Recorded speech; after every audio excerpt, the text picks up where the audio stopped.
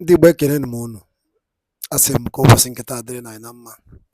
Asị m ka nke o chikwere ya zelu na dịka o si dị. Daalụ niile na ụmụ Chineke ka unu si wee na-esoro anyị ya na-eme n'elu akwụkwọ.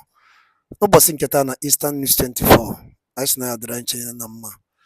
Na ya dịka echi na-eche ada agwụ agwụ na anyị kwuru otu akọ ya dịrịrị ise. Dịka o si dị were ya weta elu n'elu akwụkwọ dị oke mkpa.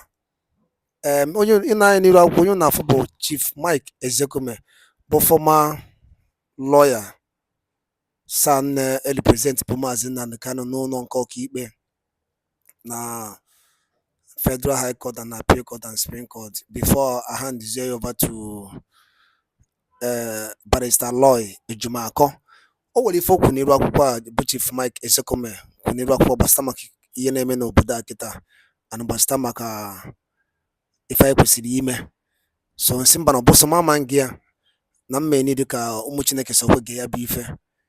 Unu ga-esi ya bụ ife unu drop right comment gbasara maka ife nche n'ife Chief San Mike Ozekhome kwuru n'iru akwụkwọ bụ the former lawyer na represent bụ Maazị Nnamdi Kanu n'ụlọ nke ọkaikpe. All right, over to you, sir.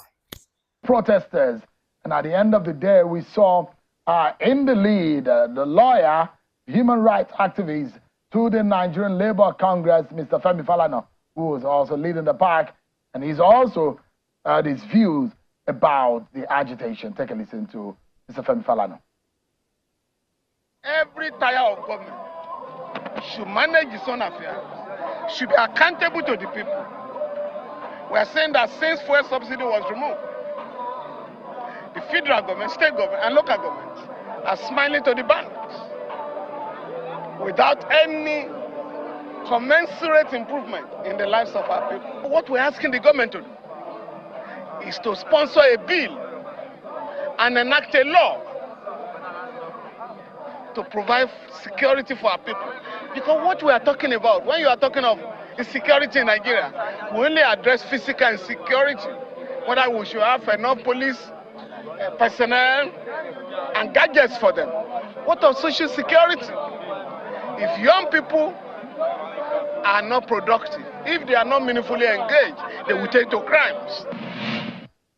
That's Mr. Femi Falana there. Tonight, we'll be getting some insight from the federal government. What exactly is going on? What is the reaction of the government of the day to some of these issues? I'll be joined by a very top official of government to give us an insight on what they are doing differently to make sure that this does not escalate further. But before we get to speak with the officials of government, let's speak with yet another rights activist, a very senior lawyer, professor of law, who joins us live from South Africa, Professor Mike Ozekhome. He joins me live from South Africa. It's good to see you. Professor, thank you so much for joining us tonight. How are you, Sean? Some Nigerians are now smiling. Things are hard, they say, and the protests on the street of Nigeria. Let me get your view first and foremost. In those days, with side by side with Chief Gani Fawemi, you will march the street. But what is going on in our land today? What do you think could be the way out in this engagement with government, the policies of government to the Nigerian people? It's so sorry, it's sight. If I were in Nigeria, presently, I would have joined a protest. Although this is something we started more than 40 years ago, one is never too old to protest against ills of the society. The truth is that this government started on a very, very wrong footing. You remove subsidy without any attempt to cushion the devastating effect of this removal. Today, transportation that was probably 100 or 200 naira is about 1,000 to 1,500 naira. Some of us who are senior lawyers, whom God has blessed to have some little means, we had to increase the salary of staff. We have to continue the system of cooking for staff to make sure that they eat. In other words, Nigeria has gone back to where we were about 1983, where it was actually hunger and starvation. Remember the Thai shouldering panel or committee that had to be set up to standardize food prices? We are back there. In other words, the problem of Nigeria today now are not even problems of development, how to build a house, how to buy a car. It is how to eat, even if it is 2 meals a day. So it is a situation that this government has to do everything about. But to me, it is most embarrassing when I see officials of this government blaming the Jonathan government that left office in 2015, nearly 10 years ago. Even ironically, blaming their own predecessor that they took over from within the same APC government. I think everything has gone wrong. I think this government needs to go back to the drawing board, make it a tabula rasa, go back to the drawing board, go back to brass tacks and say, where did we miss it? Microeconomics, how did we come here? How? When did CBN become a commercial bank doling out money? Why have BDCs, people who sit under the trees and small tables, how can they control your economy and determine how much a dollar should cost? Why has the government dollarized the economy that you can even see government officials spending money and spraying dollars? Why are things so bad? And the way we are going, it's already 1,000 naira, 50 naira to the dollar. When I predicted last year it will go to 1.5, some people said I was crazy. But can I now predict, if we are not careful, we'll be going to a situation where we once saw in Ghana, where they were carrying their cedi in baskets to the market to go and buy things which they would put in their pocket. Before the end of this year, if we are not careful, the naira may exchange to up to 4,000 naira to the dollar. Do you know why? Prof, Because there's nothing things changed rapidly in the last 2 days. The naira was exchanging in the parallel market for up to 1,600, 1,700. In fact, at some point, it went to about 1,850 or thereabout. But it seems come down to about 1,004 thereabout. I don't know how much is sold today. But it looks like in the last 24 hours, things are really dropping. But when you say drawing board, what is drawing board? Because this is a new government who says that it's going to bring renewed hope to Nigerians. What is the meaning of drawing board anyway? This is not renewed hope. This is renewed poverty. Because we were already having poverty before. But it is now renewed on a higher scale. Going back to the drawing board by that, I mean that this government should try to think outside the box. If possible, think without the box. New innovations. Look at what is going on in Argentina and other countries.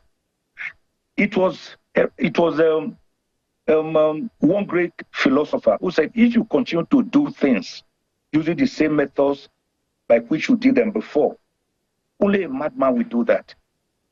So this government cannot think that mere removal of oil subsidy was the magical wand we were looking for. And I knew it would not work. By the way, what is this oil subsidy? Because I still hear some people again say the government has to remove oil subsidy. So when will this subsidy be removed finally? What is this subsidy? When does it stop? Why are we operating cloud Hackers economy, what we call disarticulate economy of consuming what we do not produce and producing what we do not consume? That is what is going on. So what is this subsidy? When is it going to stop? What are the palliatives? What are the measures to cushion the effect? None in place. That is what I mean by government going back to the drawing board. They wanted to come to power. The people have given them power. But the people are now the ones demonstrating because they are hungry. And I was shocked to hear one government official saying these spontaneous demonstrations were sponsored. Sponsored by who? Do you think hunger knows politics? Hunger does not understand APC or PDP or Labour Party. Hunger is neither Fulani, nor Hausa, nor Edo, nor Igbo, nor Yoruba. Hunger does not have color. Hunger is hunger. And a hungry man is an angry man. And that is why these spontaneous demonstrations are coming up from Ibadan to Shogbo, from Kano to Sokoto, from Aba to Wiri, from Benin to Enugu, from Port Harcourt to Calabar. And you are saying these are sponsored? Hello? When the house is on fire, the blind will know because they will feel it. The lame will know because they will hear about it. The dumb will know because they will feel the heat. Things are bad. Bad. And it has never been so bad. So let's not pretend. Please, for God's sake. Let me take you quickly, because one of the major reasons why I invited you, I mean, this is just coincidence that this is happening today. One of the reasons why I spoke with you over the weekend is the worry and concern of very senior member of the bar. And as a very senior member of the inner bar, you are also worried when we had the conversation about what is going on in Osun State. The judiciary has been on vacation, not a voluntary vacation, a compulsory vacation, which is called a violent civil vacation, a holiday, so to say. What is going on in Osun State? Judiciary is on perpetual holiday there since December last year, or November, thereabout. It's such a shame that the judiciary in Osun State has been on forced strike and vacation since November 22 last year. By the way, I am patron to JUSUM, the Judiciary Staff Union of Nigeria. And because of that, I know their plight. I know their problems. We usually say the judiciary is being buffeted by the executive or by the legislature. But this is a situation where the judiciary is actually self-destruct, engaging in self-immolation, thereby exactly bringing to fruition what Alexander Hamilton once said in his Federalist Paper number 78, that the judiciary is the weakest of the three arms of government because it does not have armies to defend itself, and it does not have a purse or finances to control. But Sean, the irony is at this time, it is not the other arms of government that are dealing with the judiciary. It is the judiciary itself that is dealing with itself. The Chief Judge of Osun State, Justice Oyebola Adekwele Ojo, should, to me, climb down from her high horse and attend to the burning issues at stake. She should not behave like Nero, who was playing games when Rome was on fire.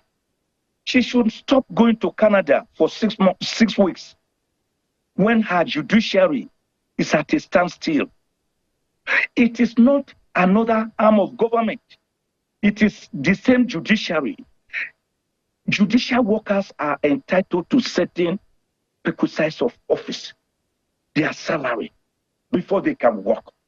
What brought this about was in November last year.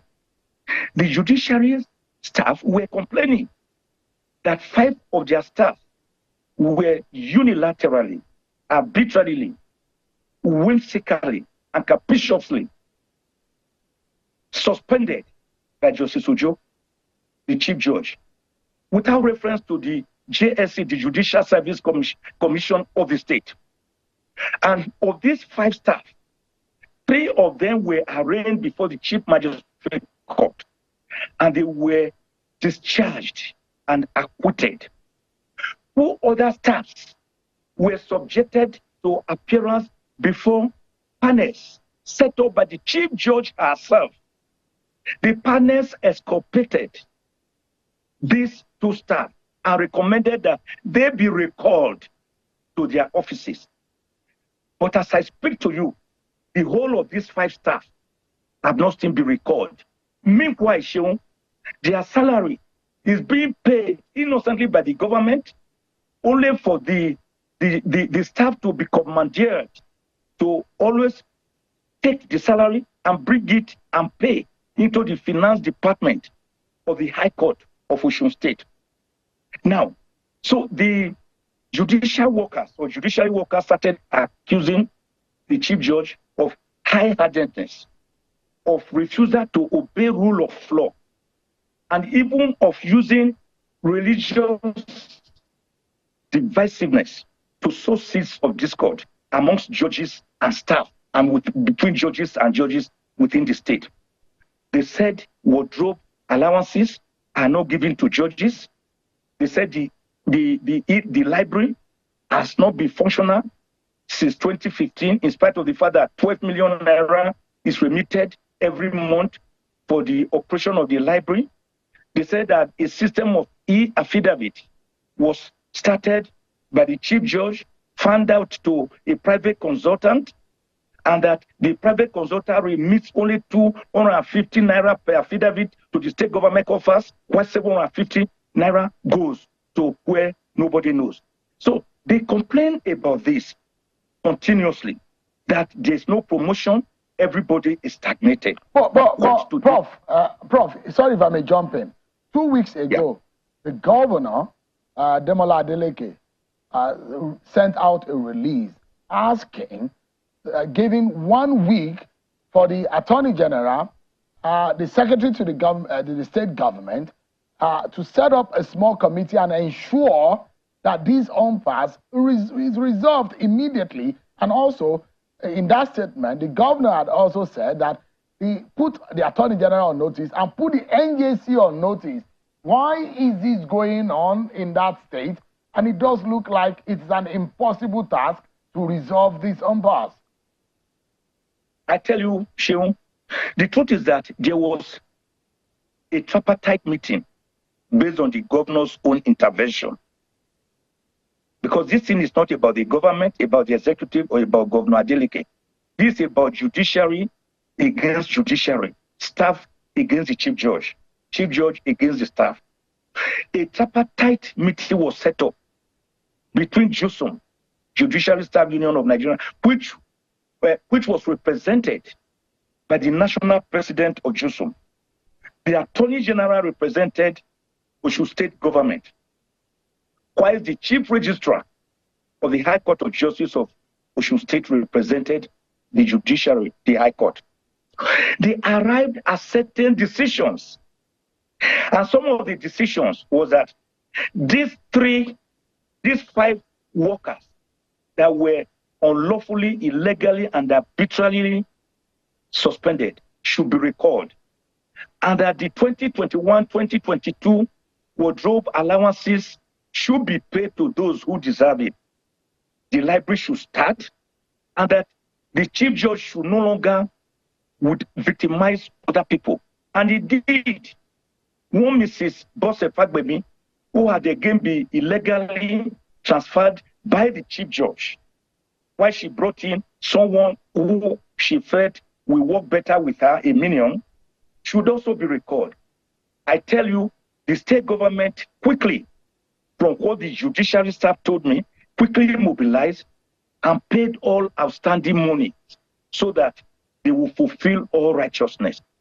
But as we speak to you, the chief judge has not been able to call for a meeting of the JSC, the Judicial Service Commission. She has not recalled the 5 suspended workers. Everything is at a standstill. And guess what? November last year, the staff members, feeling buffeted to a corner, decided to picket the High Court premises and the Chief Judge's office. They told me, and this is already in the public domain, in video, in words, that the Chief Judge invited the police. The police came there and brutally, forcibly, forcefully, scattered the peaceful demonstrators, shooting sporadically, tear gas. Some of these workers were injured, some were hospitalized, some ran for their dear lives. So the entire place till tomorrow. But I mean, the NJC, the NJC, looking at solution now, the NJC should be the supervisory institution over a state judiciary, for example. I mean, shouldn't the NJC be weighing in on this matter? What do you think is a way out, the solution? As a matter of fact, the Osun and another private NGO, including the House of Assembly, have since petitioned the Chief Judge against the Chief Judge to the NJC. Don't forget that the House of Assembly had, pursuant to what they consider to be their powers, under Section 128, Subsection 2, and 129 of the Constitution, suspended the Chief Judge. Although they later said they were not suspending her, but they were recommending to NJC to suspend her.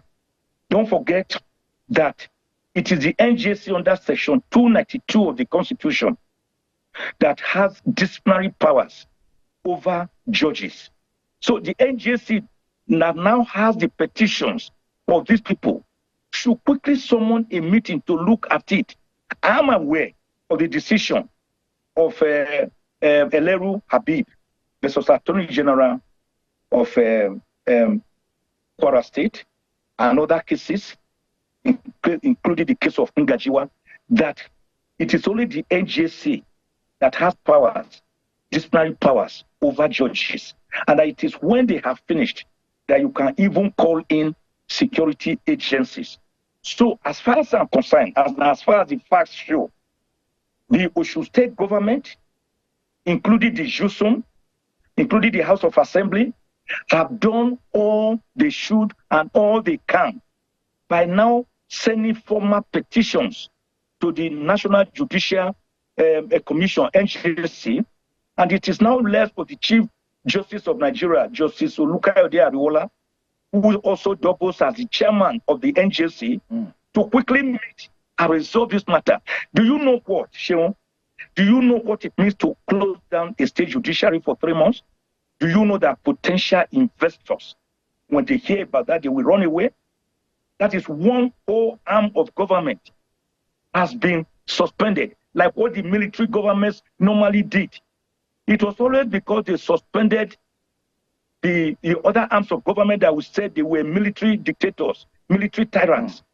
But here is a situation where it is neither the executive nor the legislature suspending the judiciary, but the judiciary itself suspending itself through the acts of the Chief Judge, who should actually, I must pray her, my Lord, I pray you earnestly to please, in the name of God, in the name of all that is good for Osun State and the judiciary, to look at it and climb down from your high horse. All these workers, because a house without pillars is no house. Yeah, that is why you can't function. Yeah, can't function without the.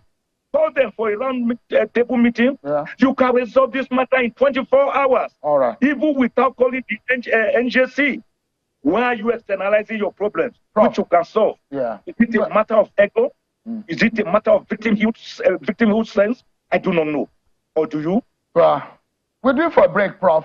But I must sincerely thank you. I know how passionate you are about the state of affairs, and as a patron of Osun, a lot of calls are coming on what has happened in the judiciary. All my life, I've defended the judiciary. I've defended the judiciary all my life. Everybody knows about that. Just Google my Ozekhome and our judiciary. I defend them because they cannot speak for themselves. But what do you do in a situation where it is the judiciary dealing with itself, slapping itself, turning at itself? It's a sad story. Professor Mike Ozekhome, Professor of Law, Senior Advocate of Nigeria, thank you so much for your intervention tonight. And I hope that this works and the judiciary in Osun State will get back on its feet. Thank you so much. Let us have hope, Nigerians. Things will be better. They'll be better. They'll be better tomorrow. Thank you so much, Prof. And the Baidalo Linenu Kunisnes Name, Nirapo. Edeke Isowe Gaya Bife, Enoria the Ballon, the gentle lion who was in Irapo, Nubasin Ketata. Ọzọ dị ka ibe ya bụ ka efi were ikwu gbasata maka ya bụ ife ndị a niile okwu gasị n'iru akwụkwọ. Ife okwu olili nne okwu ya dịka o si dị ka efi were ike ikwu gbasata maka ya bụ ife a. Drop ya on the comment section below. chetakwa ya bụ Eastern News 24 ka anyị si were wetara unu nnukwu ozi ya dị oke mkpa. Daalụ na ụmụnne m, gwa nke emesịa.